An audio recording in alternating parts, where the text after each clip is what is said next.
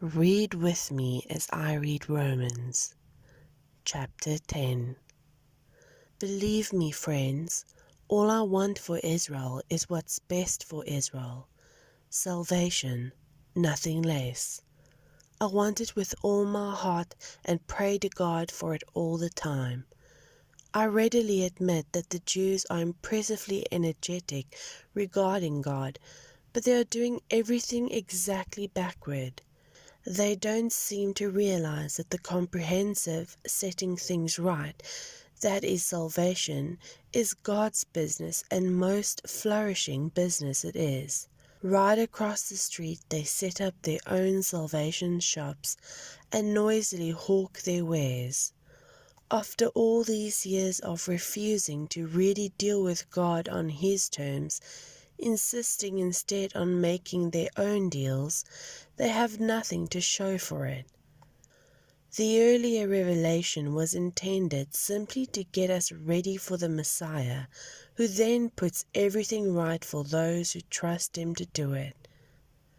Moses wrote that anyone who insists on using the law code to live right before God soon discovers it's not so easy.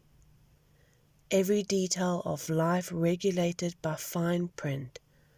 But trusting God to shape the right living in us is a different story. No precarious climb up to the heaven to recruit the Messiah, no dangerous descent into hell to rescue the Messiah. So what exactly was Moses saying? The word that saves is right here, as near as the tongue in your mouth, as close as the heart in your chest. It's the word of faith that welcomes God to go to work and set things right for us. This is the core of our preaching. Say the welcoming word to God, Jesus is my master, embracing body and soul, God's work of doing in us what He did in raising Jesus from the dead. That's it. You're not doing anything. You're simply calling out to God, trusting Him to do it for you. That's salvation. With your whole being, you embrace God, setting things right, and then you say it right out loud. God has set everything right between Him and me. Scripture reassures us. No one who trusts God like this, heart and soul, will ever regret it. It's exactly the same no matter what a person's religious background may be. The same God for all of us, acting the same incredibly generous way to everyone who calls out for help. Everyone who calls, help God, gets help. But how can people call for help if they don't know who to trust? And how can they know who to trust if they haven't heard of the one who can be trusted?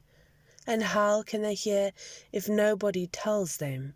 And how is anyone going to tell them unless someone is sent to do it? That's why Scripture exclaims, a sight to take your breath away, grand processions of people telling all the good things of God. But not everybody is ready for this, ready to see and hear and act. Isaiah asks what we all asked at one time or another. Does anyone care, God?